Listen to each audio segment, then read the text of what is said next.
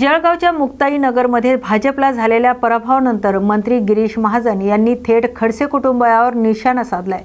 राष्ट्रवादी शरद पवार गटात असतानाही एकनाथ खडसे यांनी रोहिणी खडसे हे भाजपच्या व्यासपीठावर येऊन प्रचार करत होते।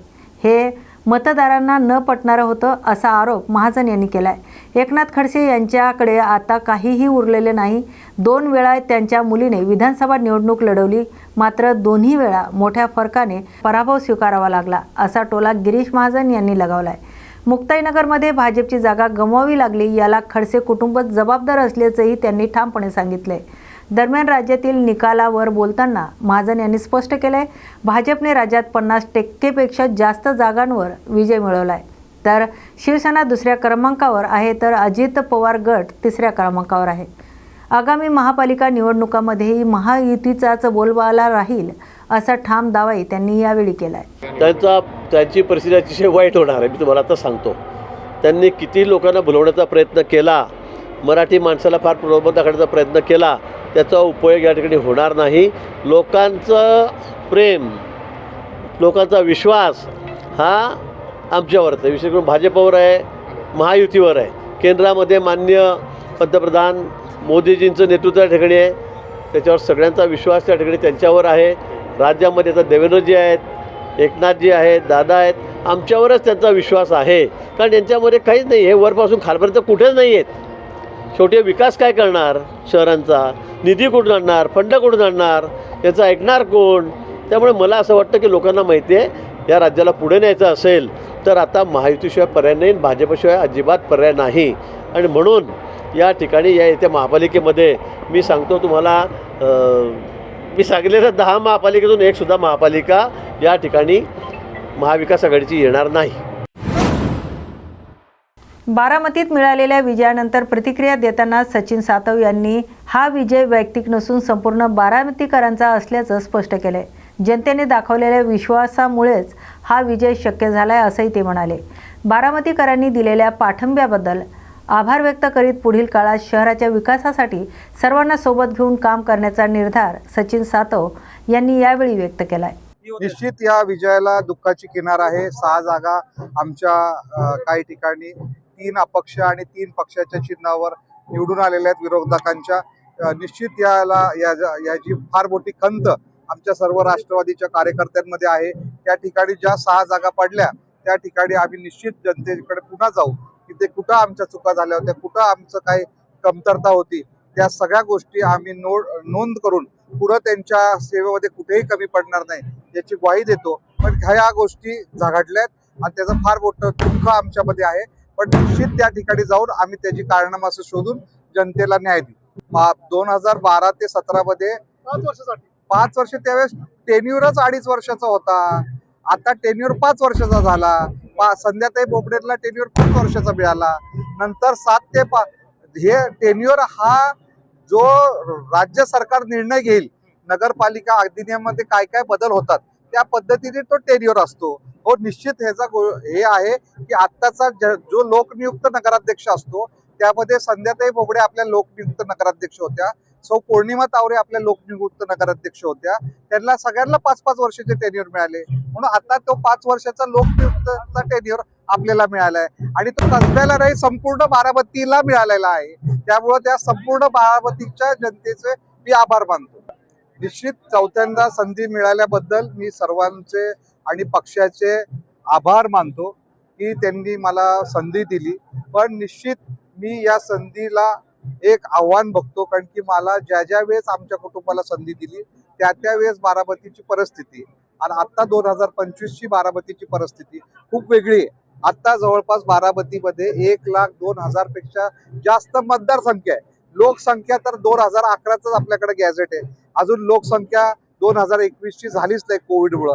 आता ती झाल्यावर आपल्याला कळेल की लोकसंख्या किती आहे, पण फ्लोटिंग पॉप्युलेशन जवळपास 50,000चं आहे। 1.5-2 लाख लोकांची लोकसंख्या असलेलं फार मोठं शहर झालेलं आहे। आपण एक महानगरपालिका होण्याच्या उंबरठ्यावर 3 लाख मतदारसंख्या झाल्यावर महानगरपालिका होते, पण आपल्या शेजारचाही भाग माळेगाव असेल, इकडं वंजारवाडी असेल, हे भाग कटफळ सुद्धा असतील, हे जी बारामतीला शिव किंवा मेडद असेल, हे शिव बरोबर असल्यामुळं बारामती कुठं संपते आणि कुठं ग्रामीण भाग चालू होतो असं लक्षात येतलंय। त्यामुळं सर्वांगीण विकास करणं ही फार मोठी जबाबदारी आहे. चांगल्या पद्धतीने आदरणीय दादांनी आणि वहिनी साहेबांनी, सुनेत्रा वहिनी साहेबांनी जो विकास केलाय त्याला आता नवीन उंचीवर नेण्यासाठी आदरणीय दादांच्या मार्गदर्शनाखाली आम्ही सर्व नगरसेवक व नगराध्यक्ष कटिबद्ध आहोत. बुलढाणा जिल्ह्यातील शेगाव नगरपालिकेत यावेळी राजकीय समीकरण बदलले असून नगराध्यक्षपदावर काँग्रेसने बाजी मारली. भाजपच्या उमेदवाराचा अवघ्या 914 मतांनी पराभव करत काँग्रेसचे उमेदवार प्रकाश शेगोकार विजयी झालेत. दरम्यान नगरसेवक पदाच्या निवडणुकीत मात्र भाजप शिवसेना युतीने आघाडी घेतली असून 30 पैकी 17 जागा त्यांच्या वाट्याला आल्यात. काँग्रेसला 5, शिवसेना उद्धव बाळासाहेब ठाकरे गटाला 2, वंचित बहुजन आघाडीला 1, अपक्ष 1 तर AIMIMने 4 जागा जिंकल्या आहेत. मागील निवडणुकीत केवळ 2 जागावर समाधान मानावं लागलेलं काँग्रेसनं यावेळी नगराध्यक्ष पद जिंकत सत्तेची किल्ली आपल्या हातात घेतली. या निकालामुळे शेगावच्या राजकारणात नव्या समीकरणाची चर्चा सुरू आहे. पंढरपूर नगर परिषदेच्या निवडणुकीत विजयानंतर नगराध्यक्ष डॉक्टर प्रणिती भालके यांनी आपली पहिली प्रतिक्रिया दिली. हा विजय वैयक्तिक नसून पंढरपूर जनतेचा असल्याचं त्यांनी स्पष्ट केलंय. जनतेने दाखवलेल्या विश्वासाबद्दल आभार व्यक्त करत शहराच्या विकासासाठी सर्वांना सोबत घेऊन काम करण्याचा निर्धार डॉक्टर प्रणिती भालके यांनी यावेळी व्यक्त केलाय. पाणी पुरवठा, स्वच्छता, आरोग्य आणि पायाभूत सुविधांना प्राधान्य दिलं जाईल असं आश्वासनही त्यांनी दिलंय.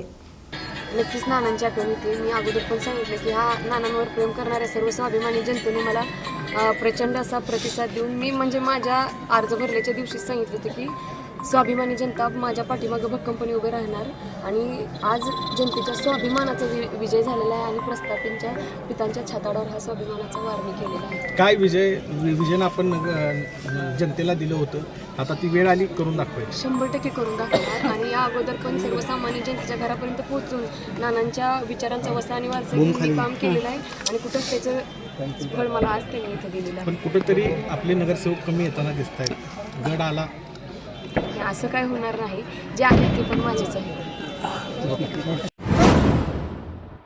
नाशिक जिल्ह्यातील येवला शहरात निवडणूक निकालानंतर तणावपूर्ण परिस्थिती निर्माण झाली.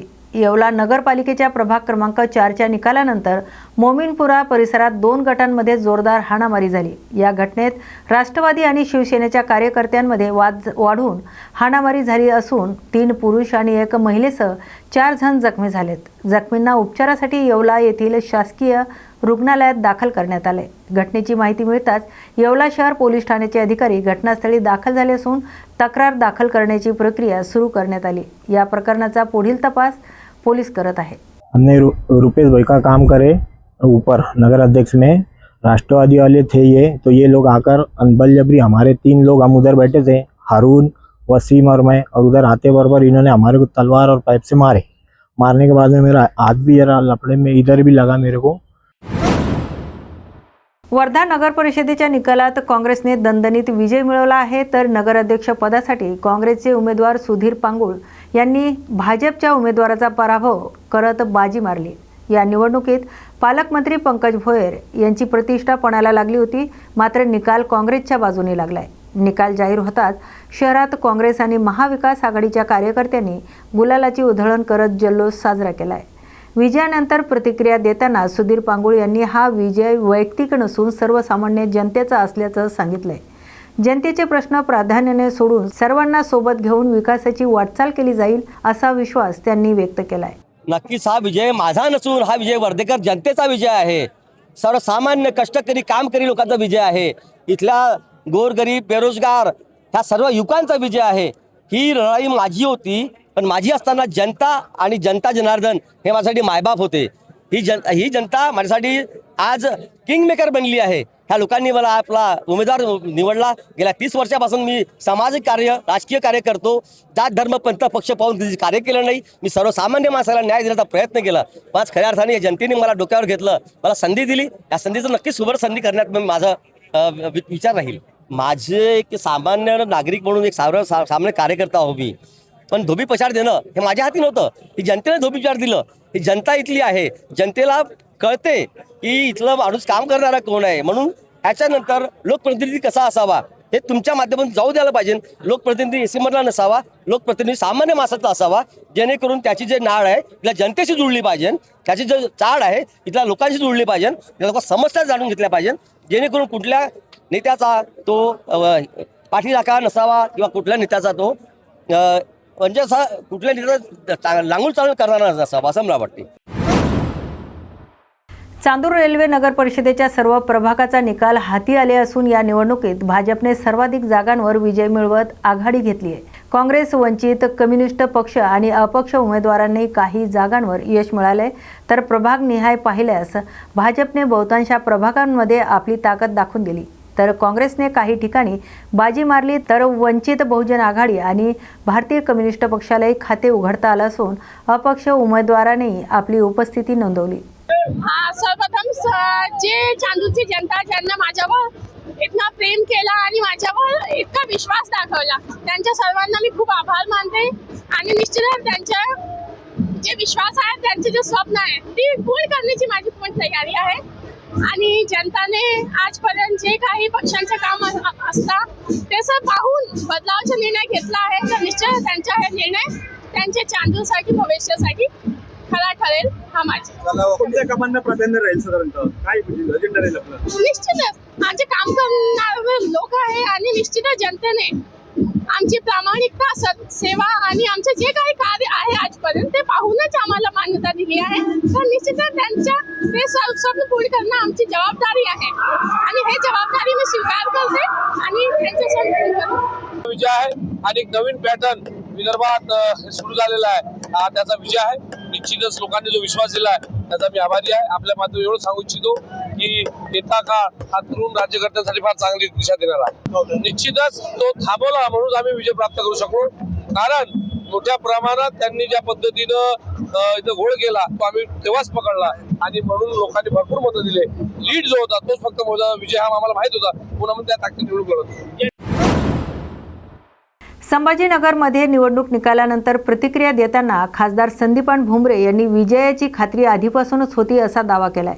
विरोधकांकडे सभा घेण्यासाठी ही माणसे नव्हती, त्यामुळे त्यांनी प्रचारही केला नाही, अशी टीकाही त्यांनी यावेळी केली.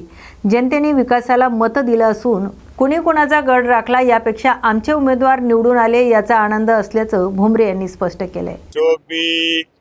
खूप काही निवडून आलेले हे केवळ बाळासाहेबांच्या आशीर्वादानं, शिवसैनिकाच्या मतदाराच्या आशीर्वादानं, एकनाथ शिंदे साहेबांच्या आशीर्वादानं, श्रीकांत शिंदे साहेबांच्या सगळ्याच्या सहकार्यानं हे पैठण नगर परिषदेवर हा एक हाती भगवा फडकलेला. मी सांगत होतो की नुसतं आरोप करून जमत नाही, की पहिल्यापासून सांगत होतो की आरोपांना त्यांना मतदान होत नसतं, तर आमची दहशत नाही.